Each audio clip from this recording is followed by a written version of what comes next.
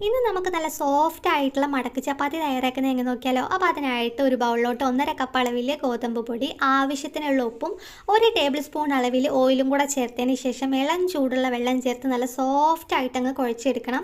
അതിനുശേഷം നമുക്കിതൊരു 15 മിനിറ്റ് ഒന്ന് റെസ്റ്റ് ആയിട്ട് മാറ്റിക്കാം. 15 മിനിറ്റ് ശേഷം നമുക്കിത് ഓരോരോ ബോൾസ് ആക്കിയിട്ട് മാറ്റി ഒന്ന് അടച്ചേക്കാവുന്നതാണ്. ഇനി ഓരോരോ ബോൾസ് എടുത്ത് നമുക്കൊന്ന് കുറച്ച് പൊടി ഇട്ടിട്ടൊന്ന് പരത്തിയെടുക്കാം. ഞാനിവിടെ ഗോതമ്പ് പൊടി തന്നെയാണ് എടുത്തേക്കുന്നത് കേട്ടോ.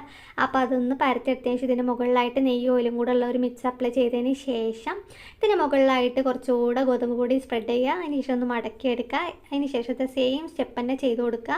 ഇനി നമുക്കൊന്ന് മടക്കിയിട്ടൊന്ന് പരത്തിയെടുക്കാവുന്നതാണ്. പരത്തിയെടുത്തതിന് ശേഷം നമുക്കൊന്ന് ചുട്ടെടുക്കുമ്പോൾ തിരിച്ച് മറിച്ചിട്ട് കൊടുക്കുന്ന ടൈമിൽ നമ്മൾ കുറച്ച് നെയ്യും ഓയിലും കൂടെ ഉള്ള ഒരു മിക്സ് അപ്ലൈ ചെയ്ത് കൊടുക്കണം കേട്ടോ. അപ്പോൾ അതുപോലെ അങ്ങ് വീർത്ത് പൊങ്ങി വരും. അപ്പോൾ നമ്മുടെ അടിപൊളിയുള്ള മടക്ക് ചപ്പാത്തി റെഡിയായി. അപ്പോൾ വീഡിയോ ഇഷ്ടമായിലേക്ക് ഇതുപോലുള്ള വീഡിയോസിനായി ചാനൽ സബ്സ്ക്രൈബ് ചെയ്ത് സപ്പോർട്ട് ചെയ്യുക. Thank you for watching.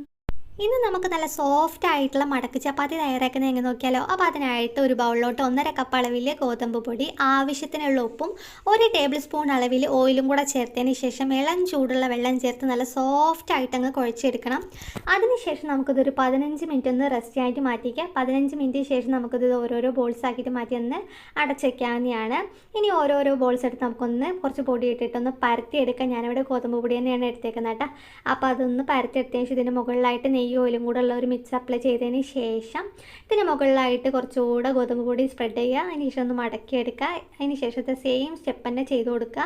ഇനി നമുക്കൊന്ന് മടക്കിയിട്ടൊന്ന് പരത്തിയെടുക്കാവുന്നതാണ്. പരത്തിയെടുത്തതിന് ശേഷം നമുക്കൊന്ന് ചുട്ടെടുക്കുമ്പോൾ തിരിച്ച് മറിച്ചിട്ട് കൊടുക്കുന്ന ടൈമിൽ നമ്മൾ കുറച്ച് നെയ്യും ഓയിലും കൂടെ ഉള്ള ഒരു മിക്സ് അപ്ലൈ ചെയ്ത് കൊടുക്കണം കേട്ടോ. അപ്പോൾ അതുപോലെ അങ്ങ് വീർത്ത് പൊങ്ങി വരും. അപ്പോൾ നമ്മുടെ അടിപൊളിയുള്ള മടക്ക് ചപ്പാത്തി റെഡിയായി. അപ്പോൾ വീഡിയോ ഇഷ്ടമായിലേക്ക് ഇതുപോലുള്ള വീഡിയോസിനായി ചാനൽ സബ്സ്ക്രൈബ് ചെയ്ത് സപ്പോർട്ട് ചെയ്യുക. Thank you for watching.